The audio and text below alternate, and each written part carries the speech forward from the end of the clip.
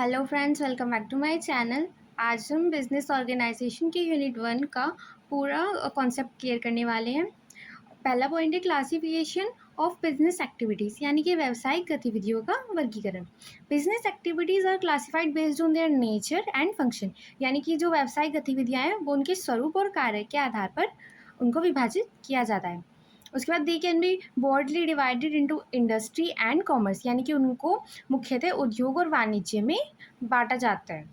उसके बाद industry relates to the production of goods, whereas commerce includes trades and aids to trade, यानी कि जहाँ उद्योग वस्तुओं के उत्पादन से संबंधित होता है, जबकि वाणिज्य व्यापार और व्यापार में सहायक सेवाओं को शामिल करता है। यानी कि जो हमारा उद्योग है वहाँ हम अपना प्रोडक्शन कर रहे हैं, और जो हमारा कॉमर्स है वहाँ पे हमारी व्यापार और व्यापार की सहायक सेवाएं शामिल होती हैं। उसके बाद इसकी definition according to L H Haney, business activities includes all activities that are directed towards the production and distribution of goods and service, यानी कि एल एच हानि के अनुसार व्यावसायिक गतिविधियाँ वे सभी क्रियाएं हैं जो वस्तुओं और सेवाओं के उत्पादन और वितरण की ओर लक्षित होती हैं। अब इसके बाद इसके टाइप्स ऑफ बिजनेस एक्टिविटीज़, यानी कि व्यवसायिक गतिविधियों के प्रकार कौन कौन से हैं। सबसे पहला आता है हमारा इंडस्ट्री, यानी कि उद्योग। Activities related to production of goods, यानी कि जहाँ पे हम उत्पादन से जुड़ी एक्टिविटीज़ कर रहे हैं, जहाँ पे हम वस्तुओं का निर्माण कर रहे हैं। उसके बाद आता है commerce, activity related to distribution of goods, यानी कि वाणिज्य में क्या होता है, वस्तुओं के वितरण से जुड़ी गतिविधियाँ। उसके बाद आता है हमारा trade, buying and selling of goods, यानी कि जहाँ वस्तु खरीद रहे हैं और बेच रहे हैं वो हमारा व्यापार है। एंड एड्स ऑफ ट्रेड, यानी कि service that support trades like banking, transport and insurance, यानी कि व्यापार में सहायक सेवाएं। अब इसके बाद आता है हमारा मीनिंग ऑफ बिजनेस ऑर्गेनाइजेशन, यानी कि व्यापार व्यवसाय संगठन या व्यापार संगठन आखिर में है क्या। Business organisation refers to the structured arrangement of people, resources and activities aimed at achieving business objective efficiently, यानी कि व्यवसाय संगठन से तात्पर्य लोगों, संसाधनों और गतिविधियों की एक व्यवस्थित संरचना से है, जिसका उद्देश्य व्यावसायिक उद्देश्यों को कुशलता से प्राप्त करना होता है। यानी कि हमें क्या चाहिए, हमारे अगर हम बिजनेस करें हमें लोग चाहिएंगे, हमें अपने रिसोर्स चाहिएंगे, और जो हम क्या एक्टिविटीज़ करेंगे, किस तरह से हम प्लान करेंगे, उन सबको हमने अपना कंबाइन कर दिया तो वो हमारा बिजनेस ऑर्गेनाइजेशन बन गया। It is a system through which business is plan, operated and control, यानी कि यह एक ऐसी प्रणाली है जिसके माध्यम से व्यापार की योजना बनाई जाती है, संचालन होता है, नियंत्रण किया जाता है। क्योंकि हम क्या करेंगे, हमें कोई भी चीज़ अगर बनानी है, बेचनी है, तो हमें प्लान भी करना पड़ेगा, फिर उसको उस हिसाब से चलाना पड़ेगा और देखना पड़ेगा कि सारी चीज़ें सही वे में जा रही हैं। तो यही हमारा बिजनेस ऑर्गेनाइजेशन कहलाता है। According to Lewis and A. Allen, a business organization is a mechanism through which managerial functions are carried out. यानी कि लुइस ए एलन के अनुसार व्यवसाय संगठन एक ऐसा साधन है जिसके द्वारा प्रबंधकीय कार्यों का निष्पादन किया जाता है।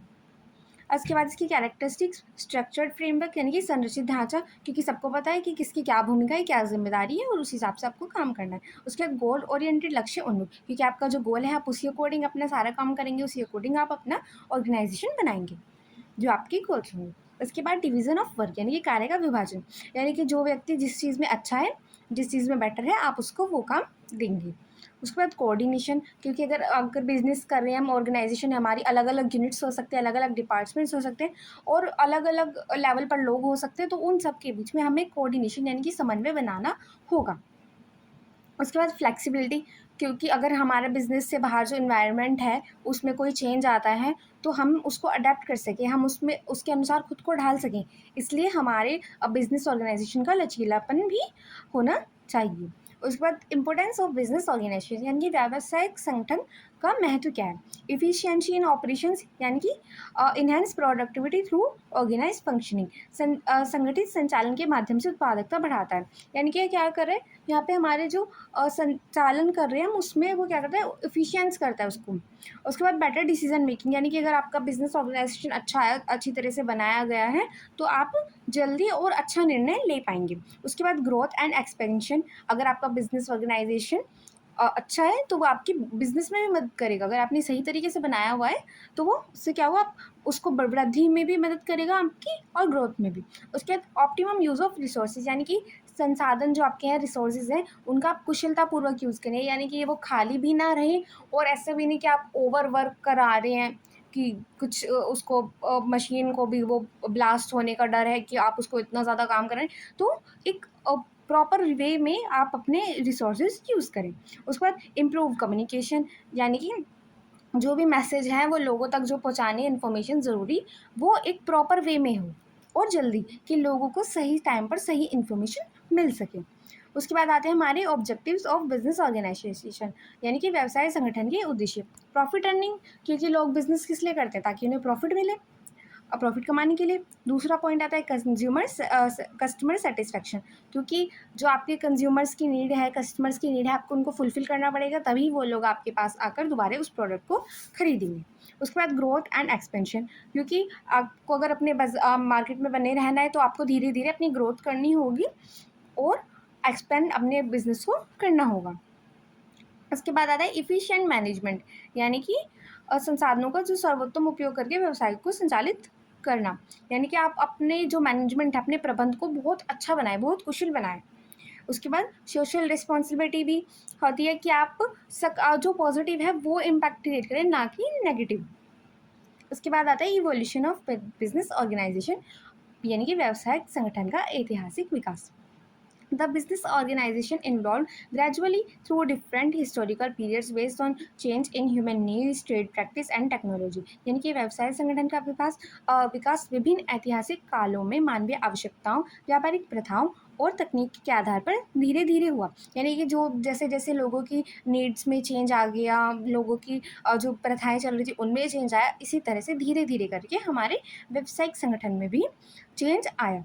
उसके बाद it begin with barter and Guru into complex global enterprise, यानी कि इसकी शुरुआत हुई थी वस्तु विनिमय से और आज ये वैश्विक संस्थाओं तक पहुंच गया है। According to James Stephenson, the evolution of business organization reflects the development of society's trade practice and economic structure over time। यानी कि इनके अनुसार व्यवसाय संगठन का विकास समाज की व्यावसायिक प्रथाओं और आर्थिक ढांचों के समय के साथ हुए परिवर्तन को दर्शाता है, कि कैसे कैसे चेंज आया है, उस अकॉर्डिंग हमारे बिजनेस में भी चेंज आया है। इसके बाद आते हैं stages of evolution of business organisation, इनके व्यवसाय संगठन के विकास की अवस्थाएं। अब सबसे पहले क्या होता था, सबसे पहले होता था बार्टर सिस्टम, यानी कि जब हमने पैसे नहीं बनाए थे तो लोग क्या करते थे, आपस में वस्तु विनिमय प्रणाली करते थे, एक चीज़ के बदले दूसरी चीज़ दे देते थे। कि आपको चावल चाहिए, आपके पास गेहूँ है तो आपने अपनी गेहूँ दे दी और लोगों से दूसरे इंसान से चावल ले ली। पर उसके बाद लोगों को रियलाइज़ हुआ कि कुछ चीज़ें महंगी होती हैं, जिनको बनाने में ज़्यादा मेहनत लगती है, और कुछ चीज़ें उतनी मेहनत से नहीं बनाई जाती, तो तब उनको अपने रुपीज़ की नीड लगी। उसके बाद आता है एंशियंट पीरियड। यहाँ पे क्या हुआ, trade was carried out in local market, small scales production, यानी कि प्राचीन काल था ये। यहाँ पे व्यापार स्थानीय बाजारों में होता था, यानी कि एक छोटा सा लोकल मार्केट होता था और उसमें ही एक लिमिटेड के आसपास के लोग कितने हैं उस अकॉर्डिंग चीज़ें बनाई जाती थी और बेची जाती थी।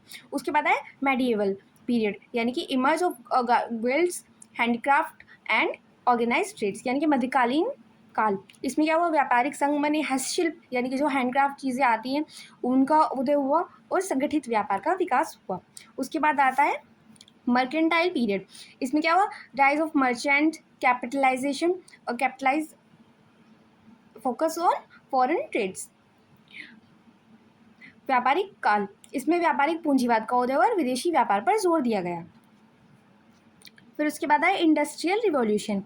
इसमें क्या हुआ, mechanise production, factory system and large organisations emerge, यानी कि औद्योगिक क्रांति हुई। उसमें क्या हुआ, मशीनों से उत्पादन किया गया, फैक्ट्री प्रणाली बनाई गई और बड़ी संगठनों की स्थापना हुई। यानी कि पहले लोग काम कर रहे थे, अब उन्होंने मशीनों पर ज़्यादा डिपेंड करना शुरू कर दिया। उसके बाद आया मॉडर्न पीरियड, यानी कि merge of corporations, MNC and digital business models, यानी कि आधुनिक काल। इसमें क्या हुआ, कॉरपोरेशंस बने, बहुराष्ट्रीय कंपनियां बनी एंड डिजिटल व्यवसाय मॉडल का विकास हुआ जो अब चल रहा है। इसके बाद आता है difference between plant, firm and industry, यानी कि प्लांट, फर्म और उद्योग में क्या अंतर है। तो हमारा जो प्लांट है वो क्या है, a place where goods are produced, यानी कि जहाँ पे वस्तुओं का उत्पादन होता है। फर्म क्या है, बिजनेस यूनिट्स ऑनिंग वन और मोर प्लांट्स, यानी कि जो बिजनेस यूनिट जो एक या अधिक प्लांट को संचालित करने वाली इकाई है। उसके बाद industry, groups of firms in same product line, यानी कि एक जैसे उत्पाद बनाने वाली फर्मों का समूह, यानी कि प्लांट से बड़ा है फर्म और फर्म से बड़ा है उद्योग। यानी कि इंडस्ट्री। और उसके बाद आता है इसका scope, limited to physical production, यानी कि केवल उत्पादन तक सीमित है। फिर उसके बाद जो हमारी फर्म है, कैन ओन सेवरल प्लांट्स, वे उसमें ये कई प्लांट आ सकते हैं, और जो इंडस्ट्री है उसमें सभी फर्में आती हैं। अब इसके एग्जाम्पल क्या है, प्लांट का एग्जाम्पल हो गया मारुति की फैक्ट्री, ये हमारा एक प्लांट हो गया। उसके बाद जो कंपनी है मारुति की, मारुति सुजुकी लिमिटेड, वो हमारी हो गई फर्म। और उसके बाद ऑटोमोबाइल इंडस्ट्री, जो हमारी पूरी इंडस्ट्री है जिसके अंदर मारुति सुजुकी जैसी और भी सारी कंपनीज आती हैं, तो वो हमारा होगी उद्योग यानी कि इंडस्ट्री। इसके बाद आता है difference between business and trade, यानी कि व्यवसाय और व्यापार में क्या अंतर है। अब इसमें जिसका स्कोप है वो क्या है, ब्रॉड है, यानी कि व्यापक है। जो हमारा बिजनेस है includes industry, trade and commerce, इसमें क्या आता है, उद्योग आते हैं, व्यापार आते हैं और वाणिज्य आते हैं।